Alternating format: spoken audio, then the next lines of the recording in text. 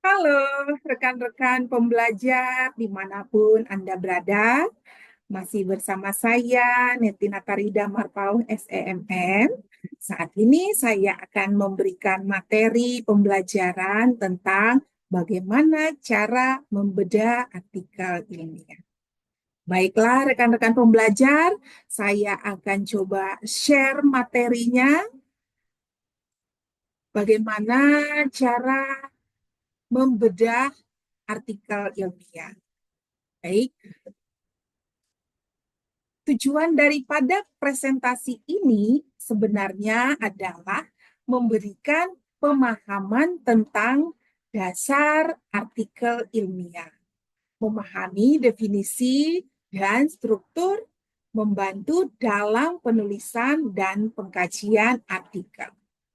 Kemudian teknik membaca efektif bertujuan untuk mengajarkan teknik membaca artikel ilmiah secara efektif, memahami cara membaca cepat namun tetap mendapatkan esensi dari artikel. Kemudian penerapan dalam penelitian. Tentunya presentasi ini juga bertujuan untuk menunjukkan cara menerapkan pengetahuan dari artikel ilmiah dalam penelitian sendiri. Mengoptimalkan penggunaan informasi ilmiah guna meningkatkan kualitas riset. Baik, teman-teman pembelajar, apa saja sih yang termasuk dalam materi ini? Tentunya pendahuluan, kemudian memahami struktur artikel ilmiah, kemudian teknik membaca dan menganalisis artikel ilmiah, kemudian mengkritisi artikel ilmiah, kemudian menerapkan dalam penelitian tindak lanjut, kemudian kesimpulan dan rekomendasi. Baik, definisi artikel ilmiah secara umum,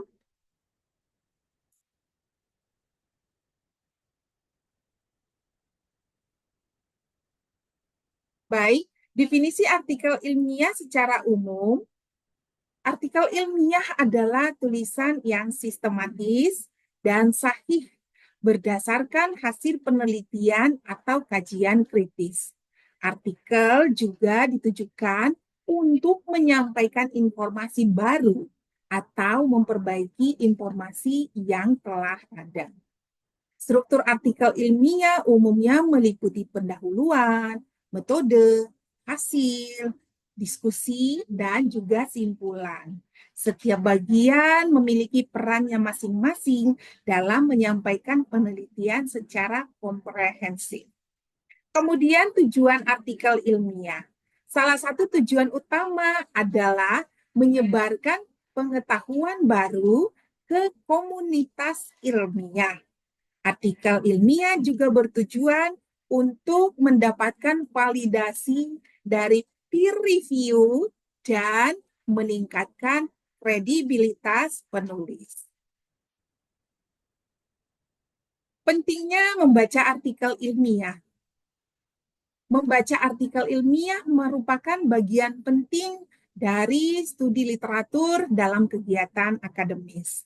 Hal ini memperkaya referensi dan dasar teori dalam tugas atau penelitian akademis.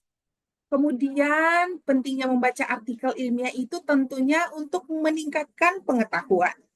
Artikel ilmiah memberikan pemahaman lebih mendalam dalam bidang studi tertentu.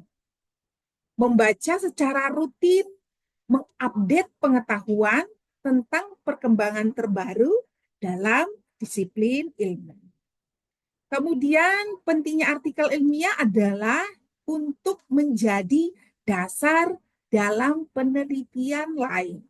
Artikel ilmiah seringkali dijadikan landasan atau referensi dalam penelitian selanjutnya. Penelitian sebelumnya memberi konteks dan justifikasi bagi penelitian baru. Kemudian kita akan masuk memahami struktur artikel ilmiah.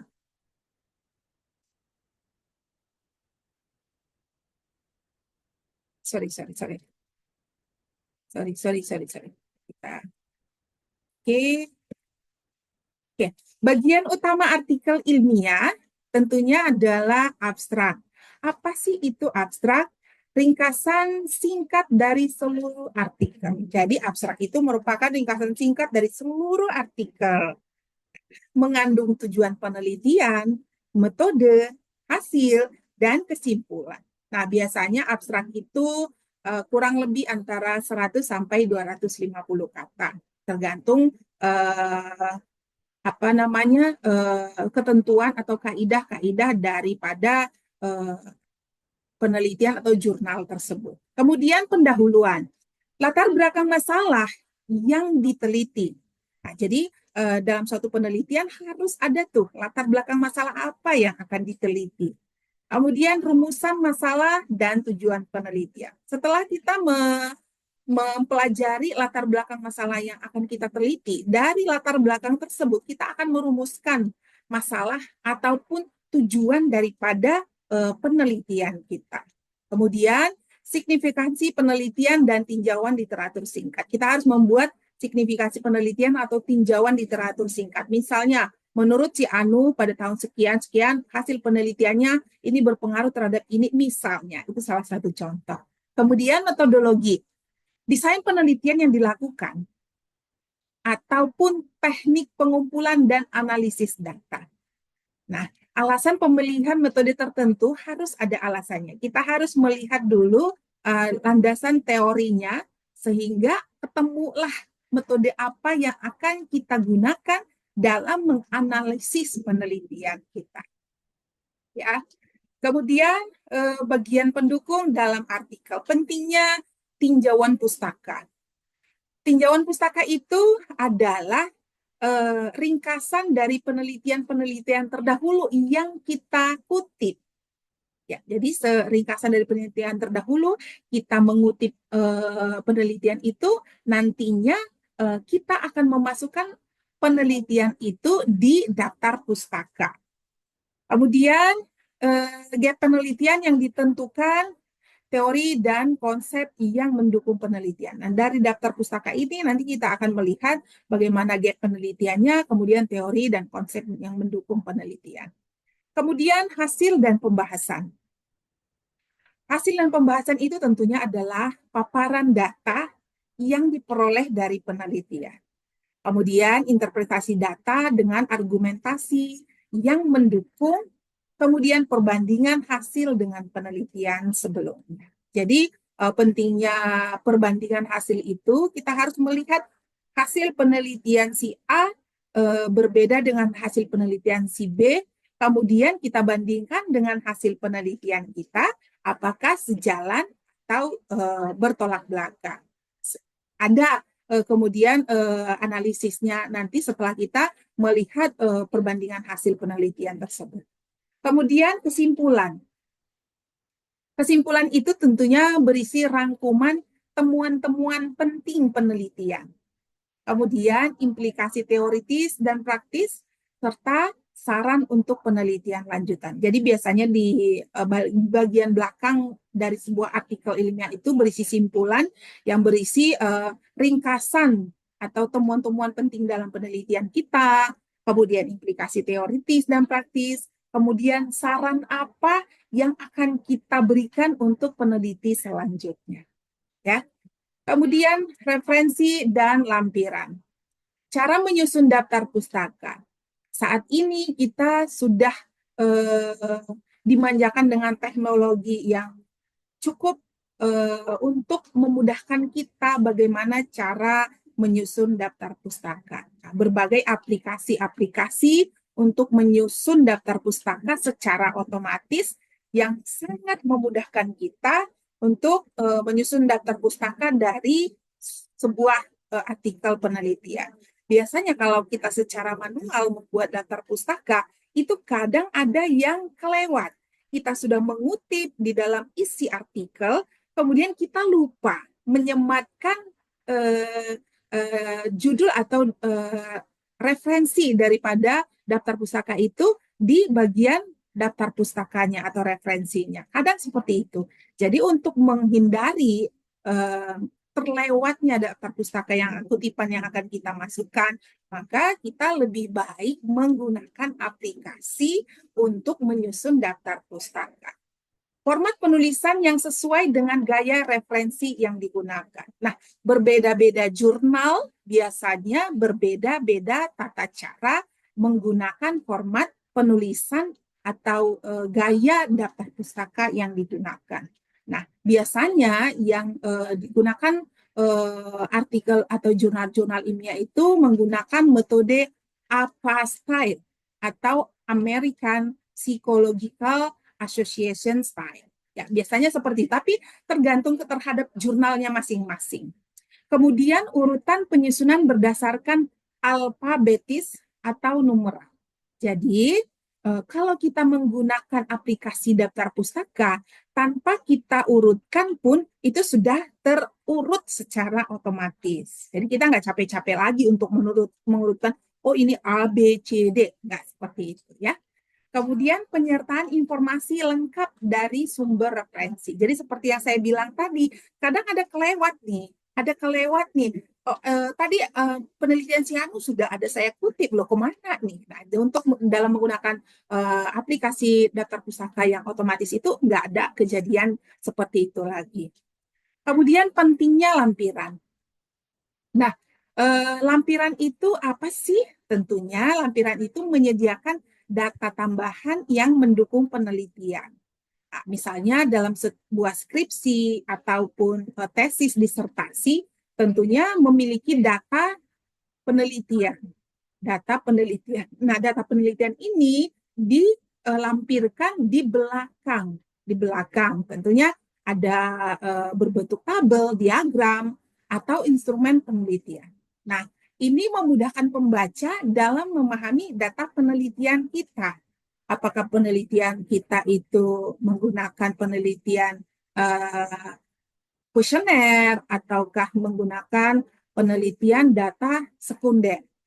Nah, kemudian evaluasi referensi, memastikan relevansi dan kredibilitas sumber. Nah, dari referensi itu nanti kita akan melihat apakah ini relevan dengan topik penelitian yang kita angkat. Kemudian kredibilitas sumber, tentunya kalau kita membuat daftar pustaka, tertera di dalam rincian daftar pustaka itu nama jurnal atau nama penerbit daripada artikel ilmiah itu. Nah, dari situ kita bisa melihat apakah sumber ini kredibel atau tidak.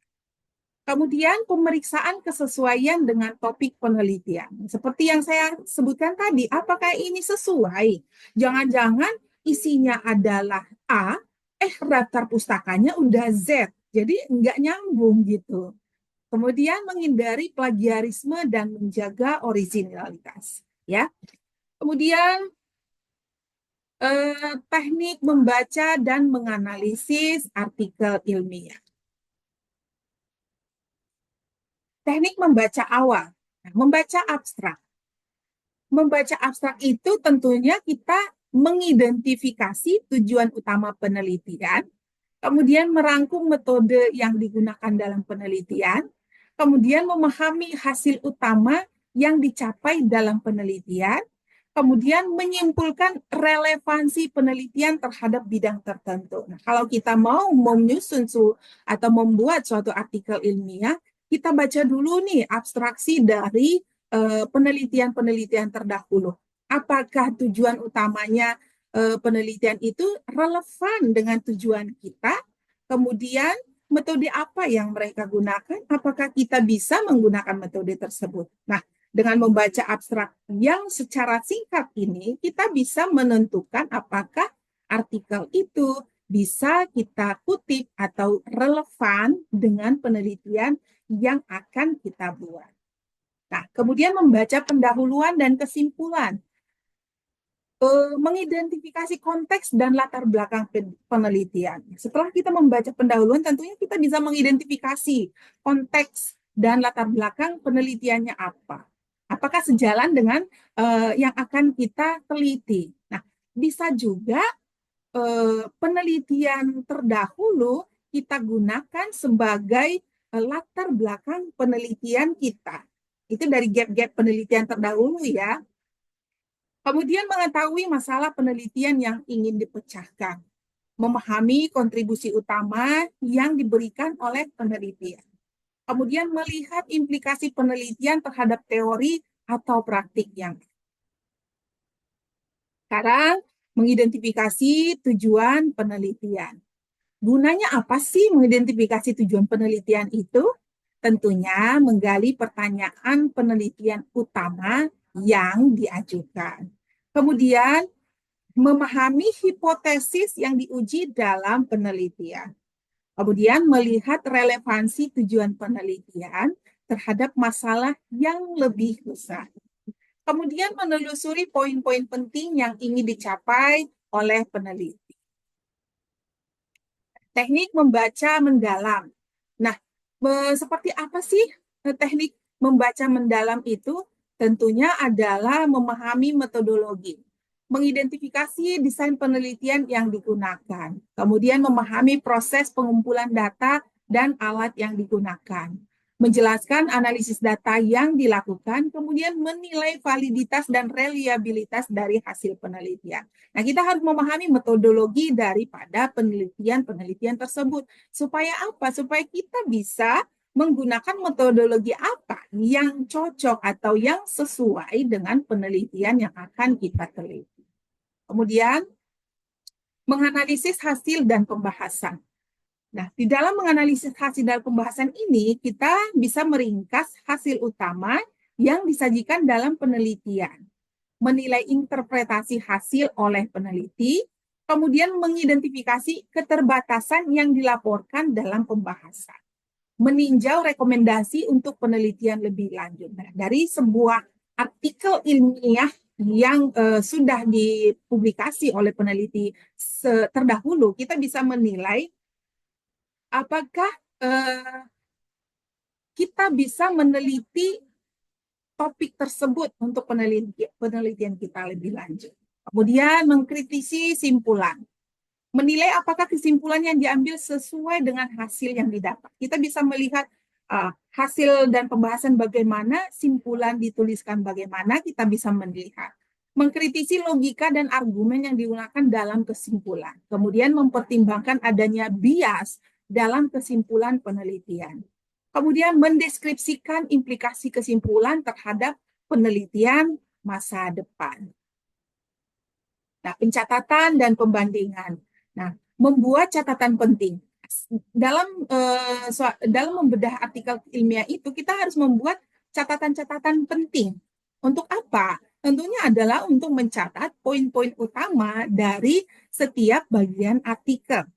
Kemudian membuat anotasi tentang konsep atau metode yang tidak dipahami.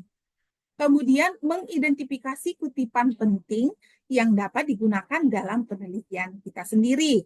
Kemudian menyusun ringkasan atau poin-poin utama untuk referensi. Kemudian membandingkan dengan peneliti lain. Nah, ini namanya research gap ya. Jadi ada perbandingan antara hasil penelitian si A dengan hasil penelitian si B. Dari celah-celah inilah nanti kita bisa mengambil pembaruan atau mengambil research gap daripada penelitian tersebut. Membandingkan temuan dengan penelitian lain yang telah diterbitkan. Kemudian menilai posisi artikel dalam bidang ilmu yang relevan, kemudian mengidentifikasi tren dan pola umum dalam literatur, kemudian menilai kontribusi relatif artikel terhadap pengetahuan yang ada. Kemudian menyusun ringkasan, tentunya menyatukan poin-poin utama dari catatan yang kita buat, kemudian menulis ringkasan singkat yang mencakup tujuan, metode, hasil, dan kesimpulan. Menyajikan kritik singkat terhadap metode atau kesimpulan. Kemudian mengidentifikasi bagian-bagian yang memerlukan peninjauan lebih lanjut. Baik, untuk langkah keempat selanjutnya adalah mengkritisi artikel ilmiah. Kriteria penilaian artikel ilmiah, validitas dan reliabilitas. Menilai apakah data dan metodologi yang digunakan dalam penelitian sesuai dengan standar ilmiah. Itulah fungsinya validitas dan reliabilitas tersebut. Kemudian mengecek apakah hasil penelitian dapat diuji ulang dan konsisten jika dilakukan oleh peneliti lain. Kemudian memastikan bahwa metode penelitian dirancang untuk mengurangi kesalahan dan bias. Kemudian relevansi dan originalitas, memastikan topik penelitian relevan dengan perkembangan ilmu saat ini. Kemudian menilai apakah penelitian tersebut memberikan wawasan atau temuan baru yang belum pernah dibahas sebelumnya atau novelty-nya. Kemudian mengevaluasi kontribusi penelitian terhadap bidang ilmu tertentu. Kemudian kejelasan dan keterbukaan. Memeriksa apakah artikel disusun dengan jelas dan mudah dipahami oleh pembaca. Kemudian menilai apakah penulis memberikan rincian yang cukup untuk memungkinkan replikasi penelitian. Kemudian memastikan bahwa penulis telah menyajikan data dan temuan secara terbuka dan transparan. Teknik evaluasi. Bagaimana teknik evaluasi? Tentunya adalah membandingkan dengan standar ilmiah. Membandingkan metodologi dan temuan penelitian dengan peneliti serupa lainnya. Kemudian menilai apakah penelitian mengikuti etika dan standar yang diakui secara luas dalam bidang ilmu tersebut. Kemudian mengidentifikasi apakah ada perbedaan signifikan atau anomali dibandingkan dengan temuan sebelumnya. Mengidentifikasi potensi bias. Mengevaluasi apakah penulis memiliki konflik kepentingan yang dapat mempengaruhi hasil penelitian.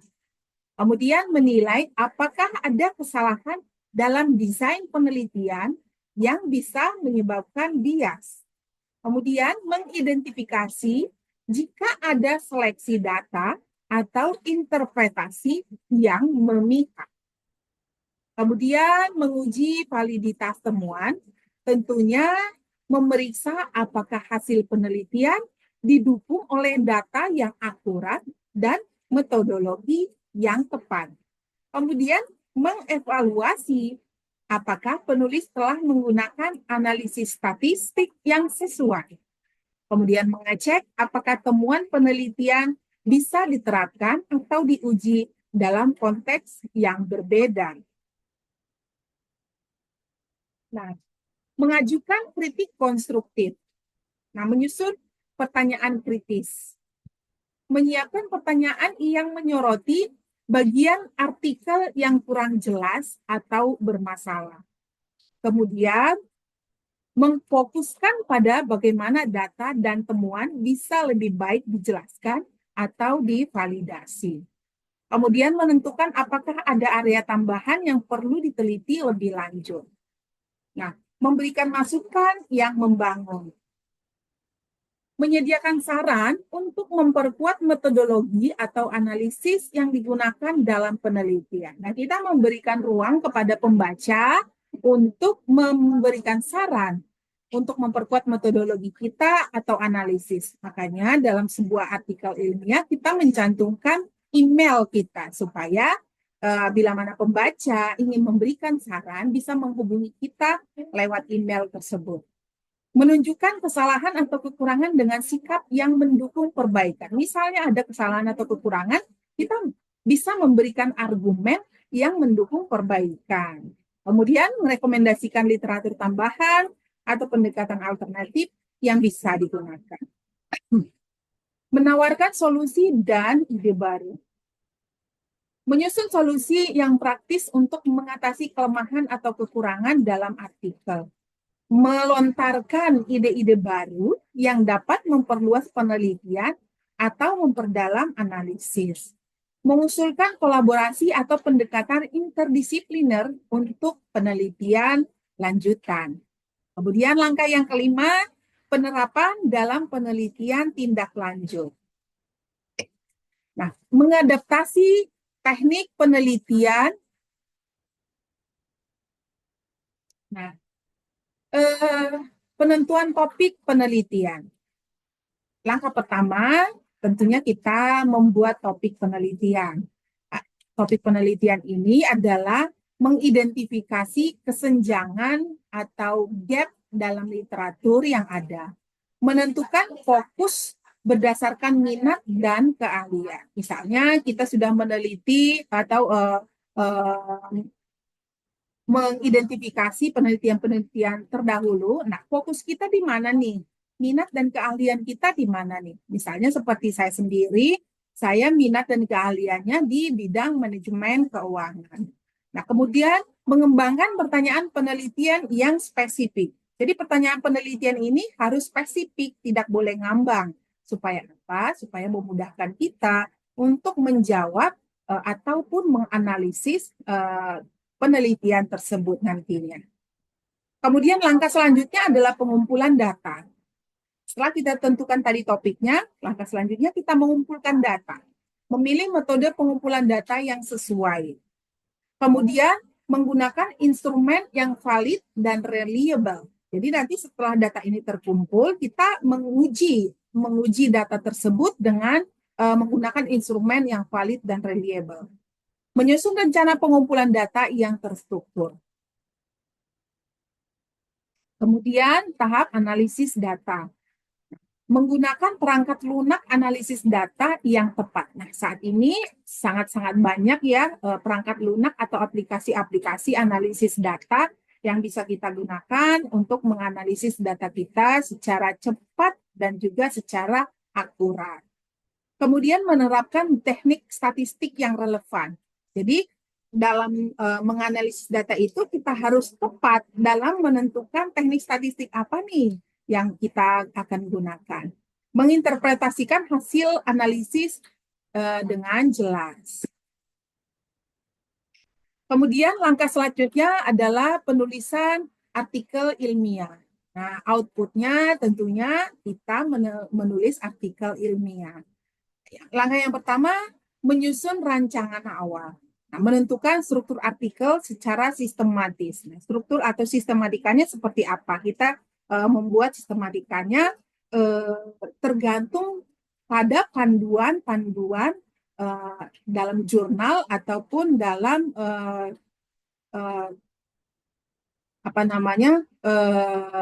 penelitian yang akan kita buat.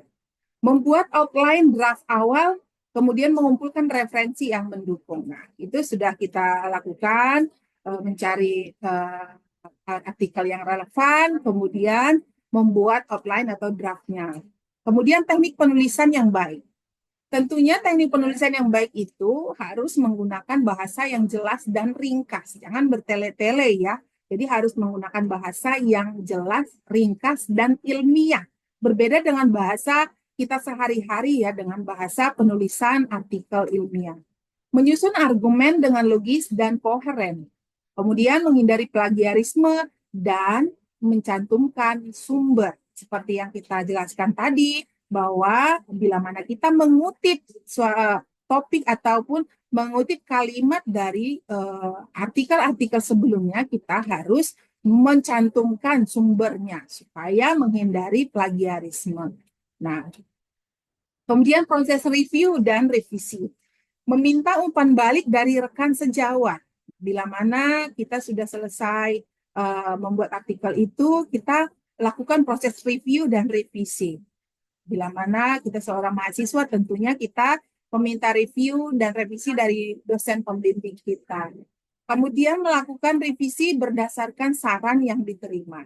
Nah, dosen pembimbing ataupun reviewer kita sudah memberikan saran-saran perbaikan, kita melakukan revisi nih berdasarkan saran-saran yang diberikan oleh reviewer ataupun dosen pembimbing kita.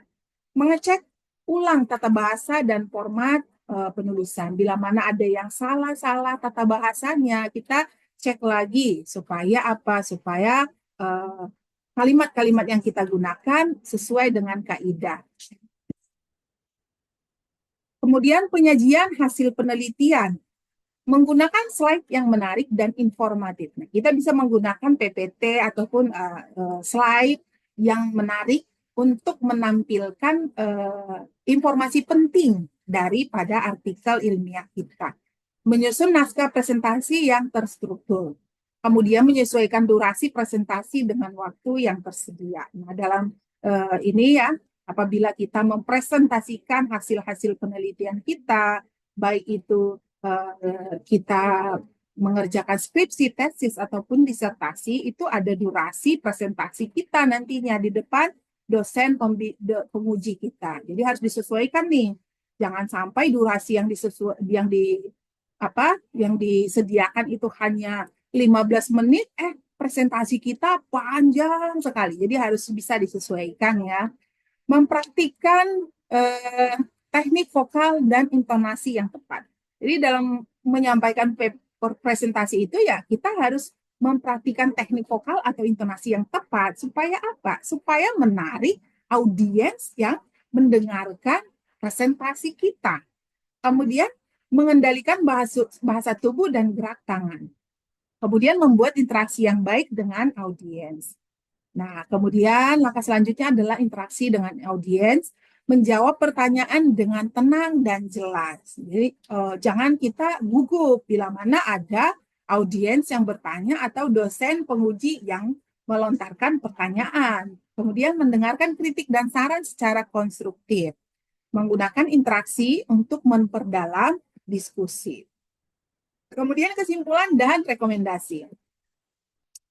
Ringkasan cara membedah artikel. Dari tadi yang kita sudah paparkan, bagaimana cara membedah artikel, di dalam slide ini kita akan meringkas cara membedah artikel. Tahapan yang pertama yaitu tahapan membaca tentunya. Kita membedakan antara bacaan awal dan bacaan mendalam. Kemudian mengidentifikasi tujuan utama penulis, kemudian mencatat poin-poin penting dan konsep kunci. Kemudian langkah yang kedua tentunya adalah teknik evaluasi, menilai validitas metodologi penelitian, memeriksa keandalan data dan hasil temuan, menganalisis argumen dan kesimpulan yang disampaikan. Kemudian langkah yang ketiga, aplikasi dalam penelitian. Mengintegrasikan literatur yang relevan ke dalam kajian pustaka.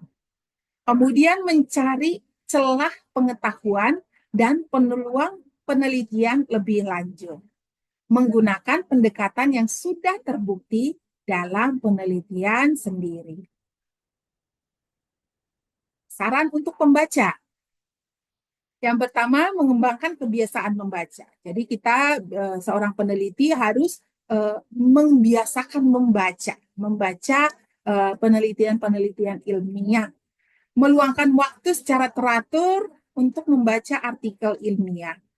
Menetapkan tujuan membaca spesifik setiap bulan atau minggu. Jadi bila mana kita membuat suatu daftar artikel ilmiah, kita harus menetapkan dalam beberapa waktu ini saya harus membaca sekian-sekian artikel ilmiah. Supaya apa? Supaya kita memperkaya referensi kita.